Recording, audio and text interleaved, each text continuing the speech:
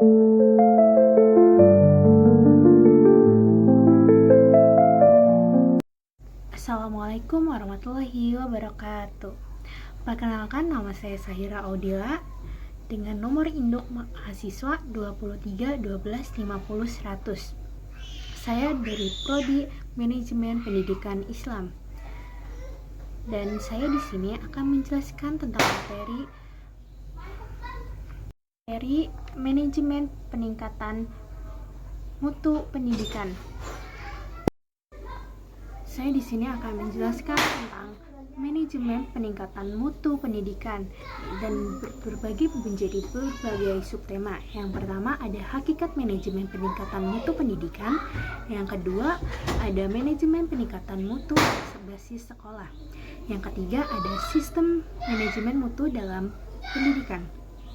Dan yang terakhir ada kepemimpinan dalam manajemen mutu pendidikan. Selanjutnya akan saya jelaskan. Yang pertama, saya akan menjelaskan pengertian dari manajemen peningkatan mutu pendidikan.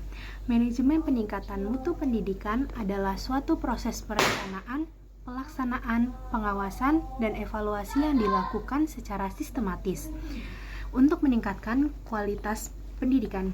Tujuan utama dari manajemen ini adalah memastikan bahwa setiap aspek pendidikan, termasuk kurikulum, tenaga pendidik, sarana dan prasarana, serta metode pembelajaran berkembang secara berkelanjut guna mencapai standar mutu yang lebih baik.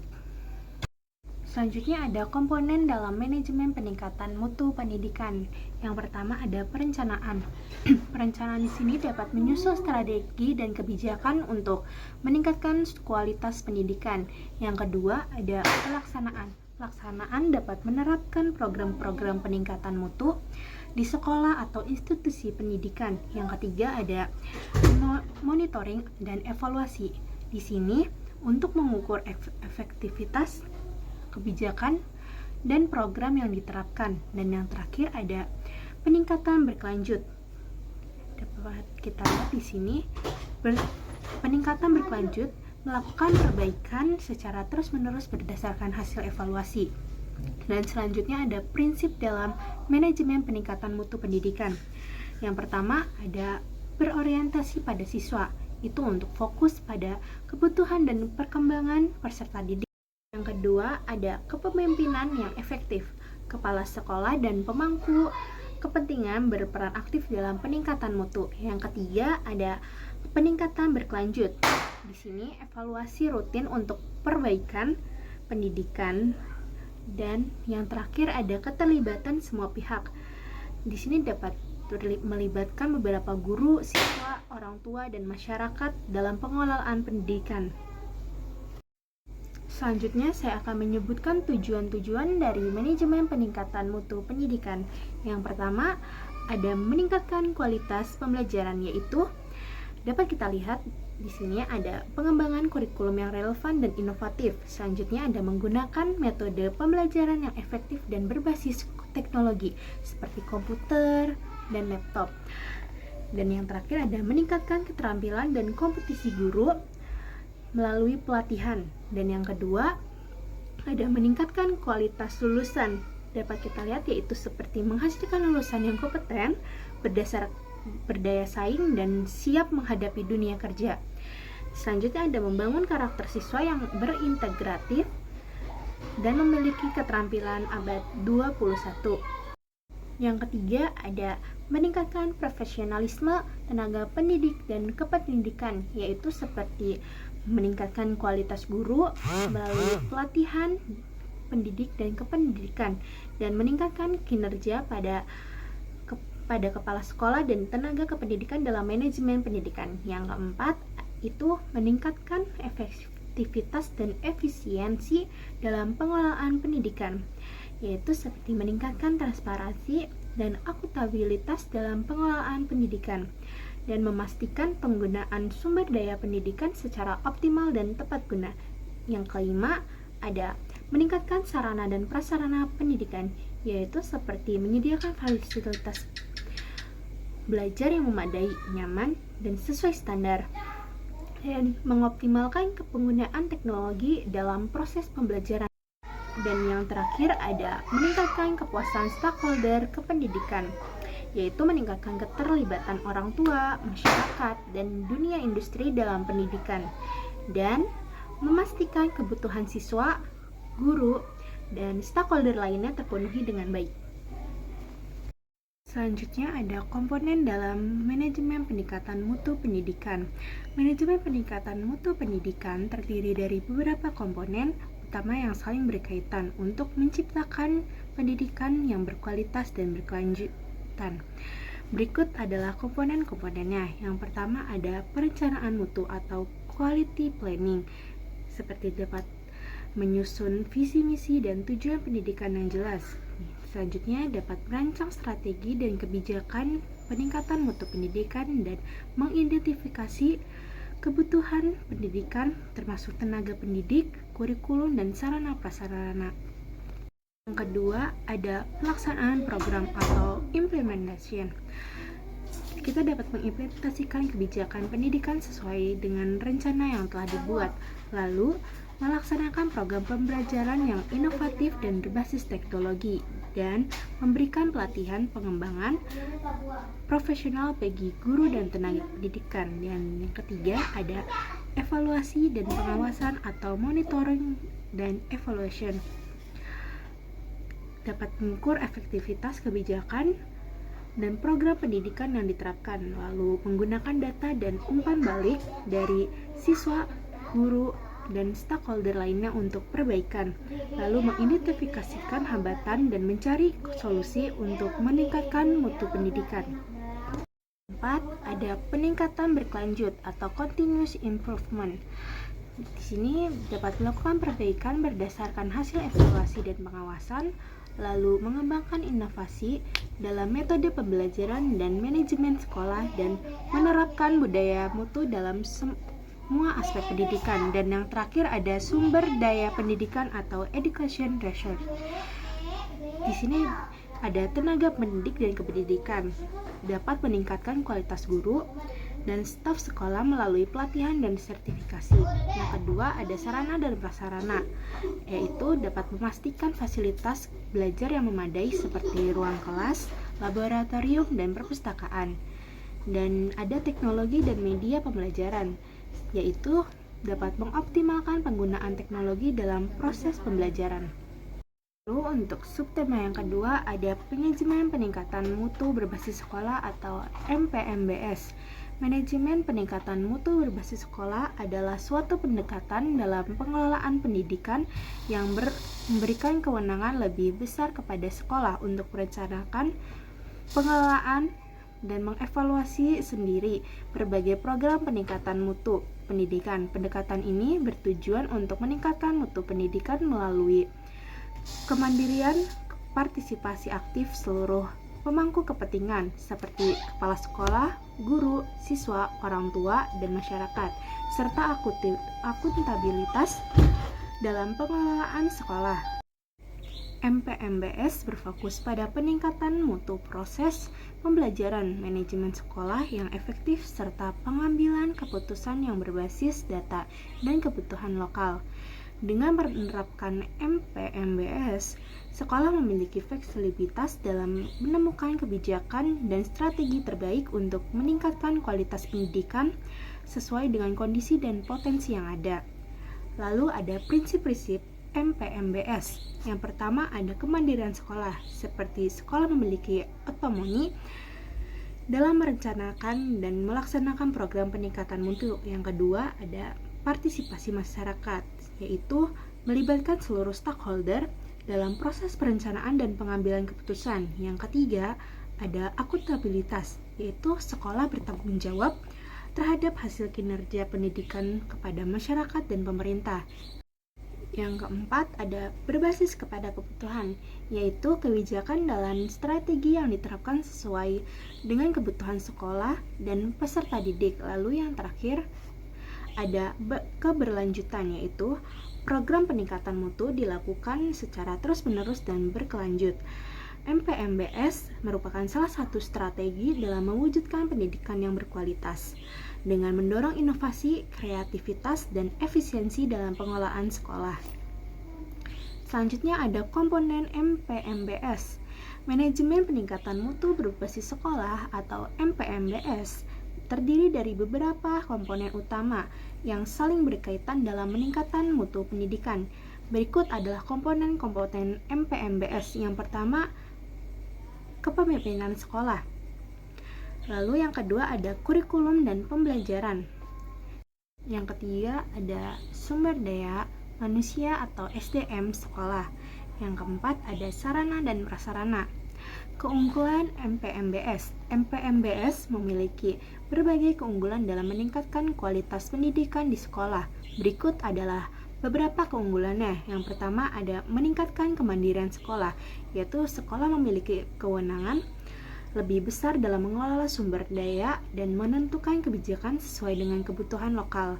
Lalu yang kedua ada meningkatkan partisipasi stakeholder, yaitu seperti melibatkan guru, siswa, orang tua, komite sekolah, dan masyarakat dalam pengelolaan sekolah, dan mendorong kerjasama antara sekolah dan pihak eksternal seperti dunia usaha dan pemerintah daerah.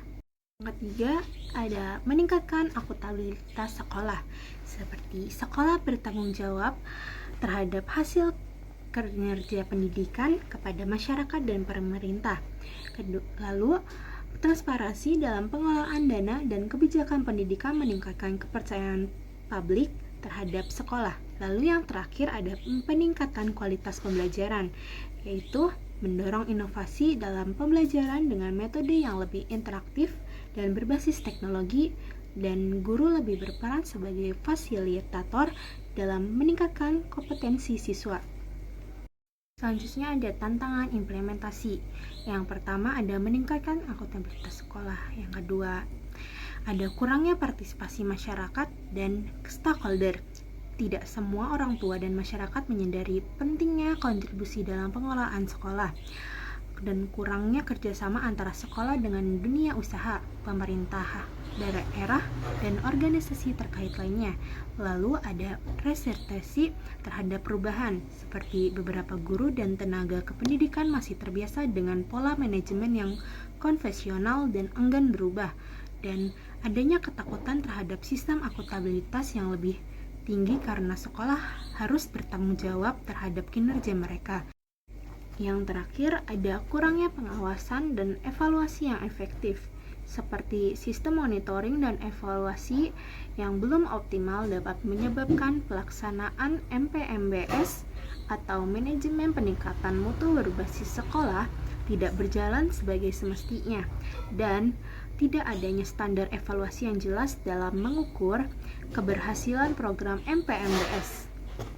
Subtema yang ketiga ada pengertian SMM dalam pendidikan. Sistem manajemen mutu atau SMM dalam pendidikan adalah pendekatan sistematis yang digunakan untuk lembaga pendidikan untuk memastikan bahwa layanan pendidikan yang diberikan memenuhi standar mutu yang telah ditetapkan.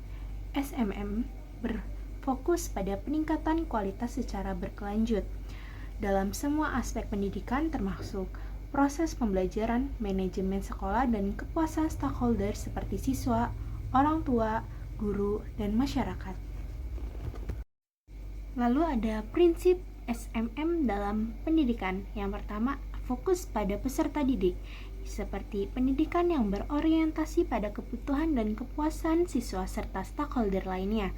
Kedua, kepemimpinan yang kuat, yaitu peran kepala sekolah dan manajemen dalam menciptakan visi misi dan lingkungan pendidikan yang berkualitas.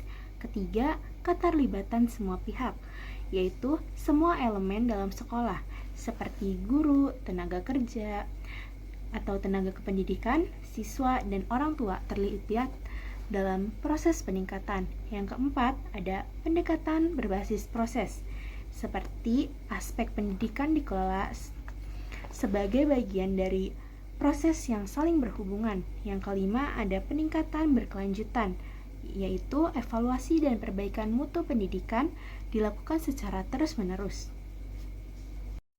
Yang keenam, ada pengambilan keputusan berbasis data, seperti keputusan dalam manajemen sekolah didasarkan pada analisis data dan fakta yang akurat dan hubungan yang saling menguntungkan dengan stakeholder, yaitu sekolah bekerja sama dengan pemerintah, dunia usaha, dan masyarakat untuk mendukung mutu pendidikan. Selanjutnya ada standar SSM pendidikan. Sistem manajemen mutu atau SMM dalam pendidikan mengacu pada standar yang digunakan untuk memastikan bahwa layanan pendidikan memenuhi kualitas yang diharapkan dan terus mengalami perbaikan. Standar yang umum digunakan dalam pendidikan adalah ISO 9001-2015, tetapi juga terdapat standar nasional maupun internasional lainnya. Prinsip ISO 901-2015 dalam pendidikan. Yang pertama ada fokus pada pelanggan seperti siswa, orang tua, dan masyarakat. Kedua, kepemimpinan yang kuat dalam manajemen sekolah. Ketiga, keterlibatan semua pihak seperti guru, tenaga pendidikan, dan siswa. Empat, pendekatan berbasis proses dalam pengelolaan pendidikan. Kelima, peningkatan berkelanjutan dalam mutu pendidikan. 6. Pengambilan keputusan berbasis data dan analisis. Dan yang terakhir ada hubungan saling menguntungkan dengan stakeholder.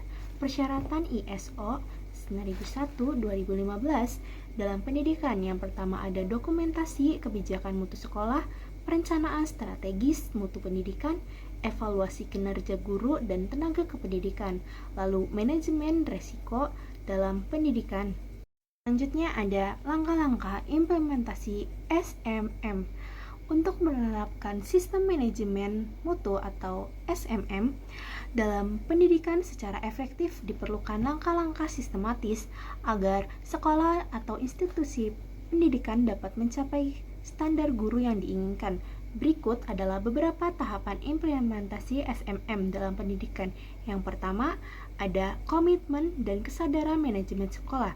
Langkahnya ada kepala sekolah dan pemimpin institusi pendidikan harus memiliki komitmen kuat untuk menerapkan SMM dan sosialisasi pentingnya manajemen mutu kepada seluruh stakeholder seperti guru, staf, siswa, dan orang tua. Lalu tujuannya ada membangun budaya mutu di lingkungan pendidikan dan menyelaraskan visi dan misi sekolah dengan standar mutu. Yang kedua ada penyusunan dokumen sistem manajemen mutu atau SMM. Langkahnya ada menyusun dokumen kebijakan mutu yang berisi visi misi dan tujuan mutu sekolah dan membuat manual mutu yang menjelaskan bagaimana SMM akan diterapkan. Dan tujuannya adalah menyiapkan panduan resmi dalam implementasi SMM dan memastikan semua pihak memahami peran dan tanggung jawab mereka dalam peningkatan mutu. Dan yang ketiga ada pelatihan dan peningkatan kompetisi guru serta tenaga kependidikan. Langkah-langkahnya ada memberikan pelatihan kepada guru dan staf mengenai implementasi SMM dan meningkatkan keterampilan dalam pengelolaan mutu, pengajaran, dan evaluasi pengajaran. Dan tujuannya dapat memastikan semua tenaga pendidikan memiliki keterampilan untuk mendukung sistem mutu. Lalu subtema yang terakhir ada pengertian kepemimpinan dalam manajemen mutu pendidikan. Kepemimpinan dalam manajemen mutu pendidikan adalah kemampuan seorang pemimpin dalam mengarahkan, mengkoordinasi, dan mengembangkan sistem pendidikan untuk mencapai standar kualitas yang telah ditetapkan. Kepemimpinan ini berfokus pada upaya perbaikan keberlanjutan guna meningkatkan efektivitas pembelajaran, kualitas tenaga pendidikan, serta hasil belajar peserta didik. Selanjutnya ada peran kependidikan dalam manajemen mutu pendidikan. Yang pertama ada menetapkan visi misi yang jelas. Kedua, mengarahkan dan mengelola implementasi mutu. Ketiga, mendorong inovasi dan perbaikan keberlanjutan. 4. Membina dan memperdayakan sumber daya manusia. Dan selanjutnya ada gaya kepemimpinan dalam manajemen mutu pendidikan. Dalam manajemen mutu pendidikan, pemimpin memiliki berbagai gaya kepemimpinan yang dapat diterapkan sesuai dengan kebutuhan dan situasi di lingkungan pendidikan. Berikut adalah beberapa gaya kepemimpinan yang umum digunakan. Yang pertama ada kepemimpinan transaksional, seperti berorientasi pada perubahan dan inovasi yang meningkatkan mutu pendidikan. Yang kedua ada kepemimpinan transaksional, seperti berfokus pada sistem penghargaan dan hukuman untuk memastikan kepatuhan terhadap standar mutu. Yang ketiga ada kepemimpinan visioner, seperti memiliki pandangan ke depan untuk masa depan pendidikan yang lebih baik. Yang keempat ada kepemimpinan demokratis atau partisipatif, melibatkan semua pemangku kepentingan seperti guru, orang tua, siswa, dan masyarakat dalam pengambilan keputusan. Dan yang terakhir ada kepemimpinan otokratis atau otoriter, seperti menekankan kepatuhan terhadap aturan dan instruksi tanpa banyak diskusi. Mungkin itu saja yang dapat saya sampaikan, kurang lebihnya mohon maaf. Wassalamualaikum warahmatullahi wabarakatuh.